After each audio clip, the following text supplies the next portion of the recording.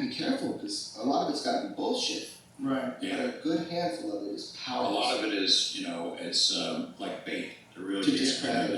Yeah. Do you think, is that what you think? Or do you think it's just crazy people? That's crazy people, and some of it might be more organized than that. At the reach of your show, Joe, since when Bob was on there, I know what happened to Jeremy as a result of it.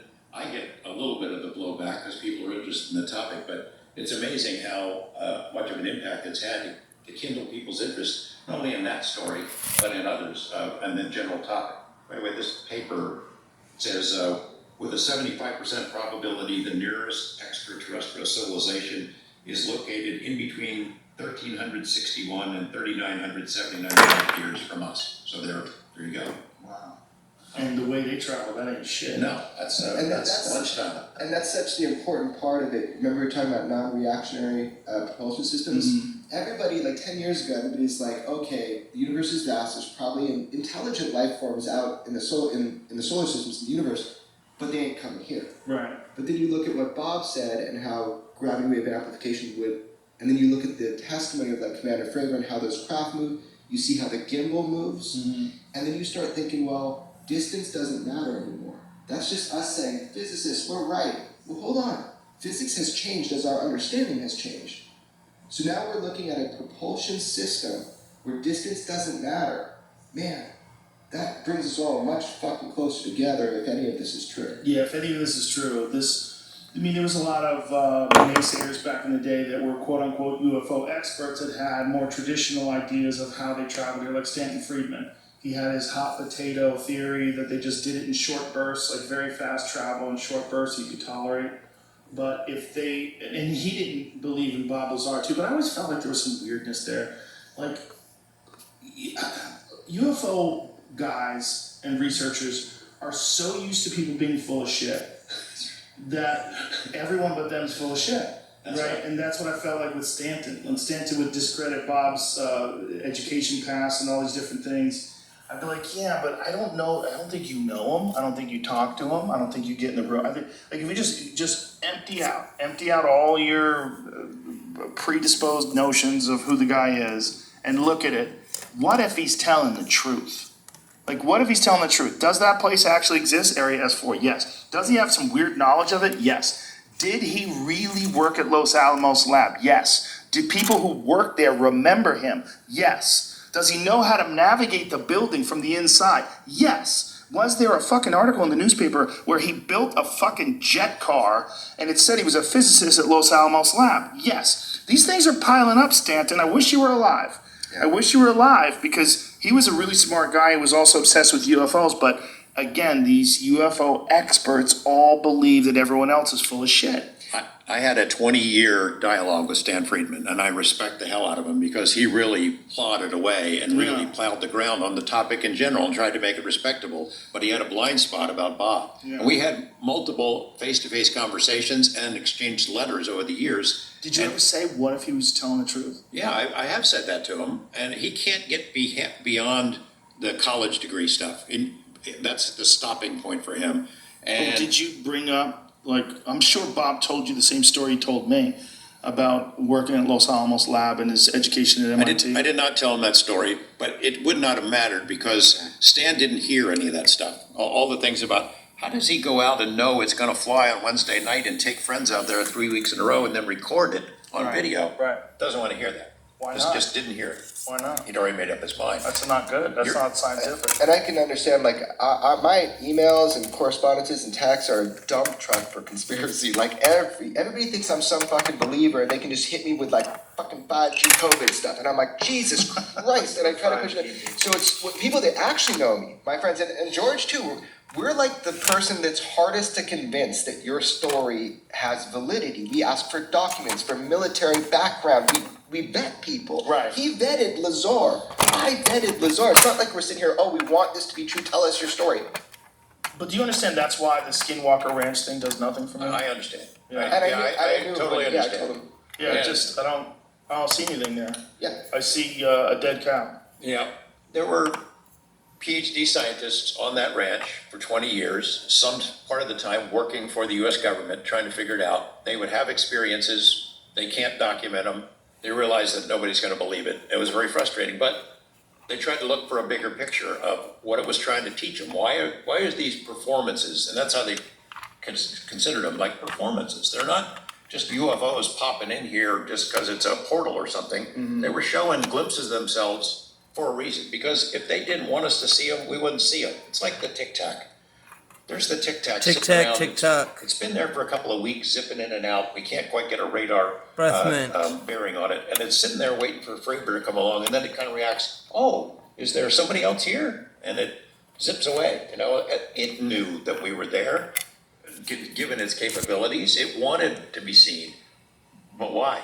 That's the difficult thing is can you accept, so if this UFO thing is real and there are these intelligent craft and stuff, can we accept that it is aware of us? That it is aware that we have cell phones, that it is aware that we want to monitor it, and if it's highly advanced, wherever it's from, I don't care if it's fucking aliens or, North Korea, I don't care who it is. Right. But if they're that advanced, if this technology, if there's any weight to it, which there is, then we have to know that they are aware of us looking at them and that they can work from a technologically more advanced standpoint, right? I mean, I have to accept that.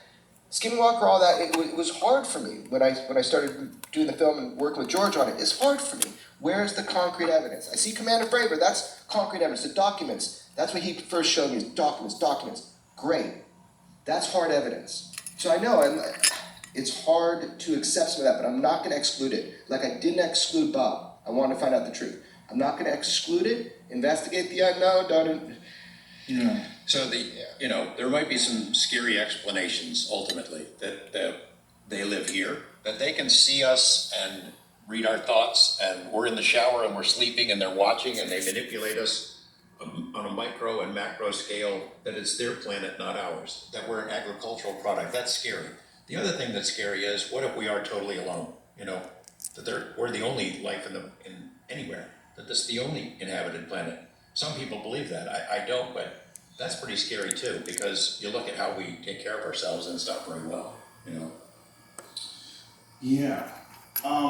It's the whole subject is such a weird one, because you spend a lot of time on it and you start thinking, am I just wasting my precious energy here on nonsense? But then you hear, one of the things that Bob told me that was so strange was when we were doing the podcast, he was saying that they think that one of them was really old. It was from an archaeological dig. And I was like, well, why are they leaving spacecrafts around? Are they leaving spacecrafts around? So like, go ahead, let them figure this shit out. Yes. Do you think that? I think so. Like I said, throwing the cell phone into the monkey cage. Here, help yourself, knock yourself out. And we see these displays, you know. If they didn't want us to see them, we wouldn't. They have stealth capability. We can see them right there and not see them on radar. We can see them on radar, but they're invisible.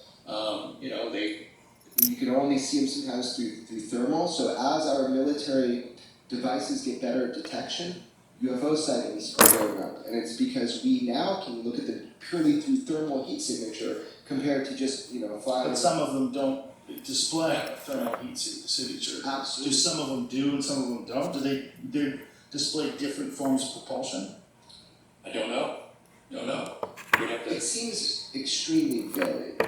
Is that there anything you can imagine and more? This cop just called me a month ago, and he's not a UFO guy or anything, and he had an encounter, he claims, that was so extraordinarily strange, like non-aerodynamic, something impossible. He saw something impossible. They come in all shapes and forms. It's just that as we look more, we're seeing more, I think, because our technology is increasing, and maybe because our awareness also, we're starting to be more curious, our government and our scientists. I think the scientific community should engage this topic. You have stuff to study now. Michio Kaku famously recently said the burden of evidence about these not being extraterrestrial craft is now on the scientific community, because there's such a weight of evidence now that there are craft. Our government's working on it. The Russians are working on it, and the Chinese are working on it. That we know of for sure. That's been told to me directly. Senator Reid had said that was one of the reasons he started the program. It's because he's had indications that those other governments are trying to figure out the same stuff that we're figuring out. And if some of us can master that technology, the Russians get it, the Chinese get it before we do, we're in trouble. or the aliens come down and smack everybody around them.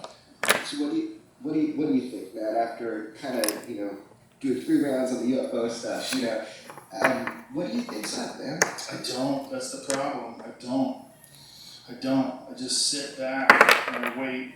I think when you look at Fravors, what Fravor saw clearly, there's evidence. There's not just evidence that it was jamming, tracking. There's them trying to figure out what it is. There's the incredible rate of travel where it can go from 60,000 feet to above the surface in like literally a second. Yes. And they don't even know how fast it really went because it takes a second for the radar route to register. That alone is just bonkers. Like, what is that? Like, what is that and how do you dismiss that? A no sonic boom is an Fossil. example. So that would, a transmedium craft is one that goes through space, air, or sea, and it Kings doesn't and have the same fossils. displacement as you normally have. That would be a gravity propelled craft. No sonic Some are booms, no splashes of novelties. water. Some have been there. Yeah, so it's so I'm just curious where before you've been back and forth on the topic. So Yes. has George. So have I. I'm so fed up with it sometimes. I'm never gonna learn anything. Everybody's going crazy. Well, there's just so many people out there that have an interest in discussing it too. They do these lectures, they tour, and they do these UFO conferences, and they just get together with other bullshit artists, and they make a living. That's part of the problem. It's part of the problem is that there's money to be made in this, and you realize that when you interview these so-called experts. You sit down and talk to them, a lot of them are just, they're knuckleheads, and they don't respond very well to scrutiny.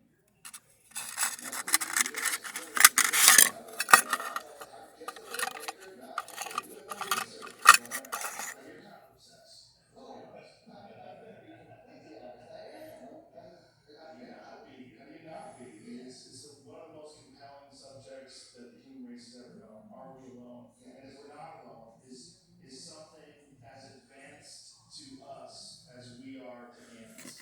And that is obviously there's if you follow the string of evolution, things become more and more complex, and in the case of primates, they become more and more intelligent, more and more capable of manipulating their environment. So if we extrapolate, we go 1,000 years from now, or we take ourselves to a totally different environment where you don't have the same sort of tooth and claw competition as you have here on Earth. I mean, maybe they exist in some sort of a planet with a completely different ecosphere, a completely different series of metals and different propulsion systems get invented first, long before fire. I mean, maybe they're just messing with some stuff that's just very different than us. Maybe they live in a more stable environment where they don't have to worry about asteroidal impacts. And they've got a steady chain of evolution that's gone on for millions of years. I mean, we really don't know. Just think about a civilization that's so much as 100 years older than us. Right, especially now. Before we come into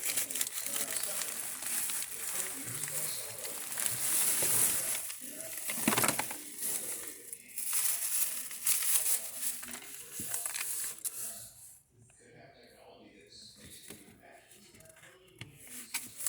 Biological life on Earth is really nothing. We haven't even gone off on this. Humans haven't been human for a million years. So just think what will go on a million years from now. The other thing that always trips me out is the archetypal alien. It's like you took cavemen, or you go back to chimps, cavemen, and then humans. You're seeing this pattern. The heads are getting bigger, the muscles are getting smaller, the body's getting less hair. And then you get a bigger head. And muscles are almost non-existent. These like stiff bodies. But they still maintain that sort of primate shape. They're kind of primate-like. Where they walk on 2 legs, they have 2 arms, they vary the amount of digits they have on their fingers. They have heads that have predators' eyes, and the eyes face forward like ours. Like, are we looking at what always happens to life? I mean, if life exists the way it exists, Y'all leave them alone. They're protected. intelligent species starts manipulating the environment, they start fooling like that. When they develop technology, they need and their families, especially Tony's son.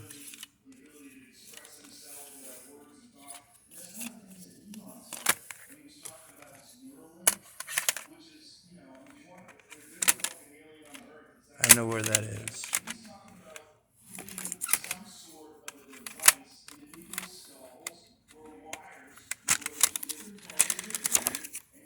There's a lion somewhere.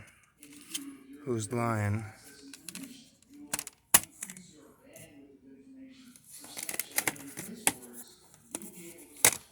I saw that.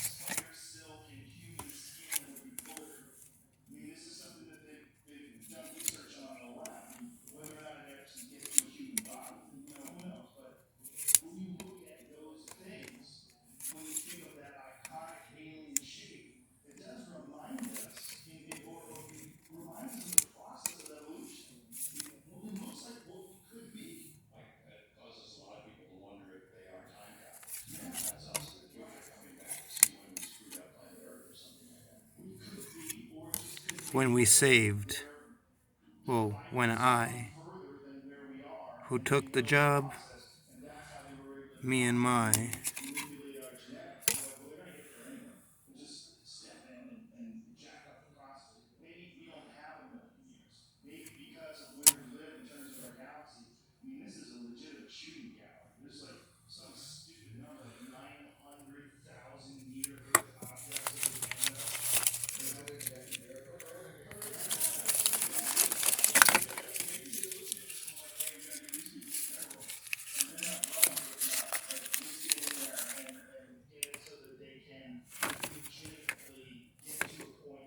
is this heaven?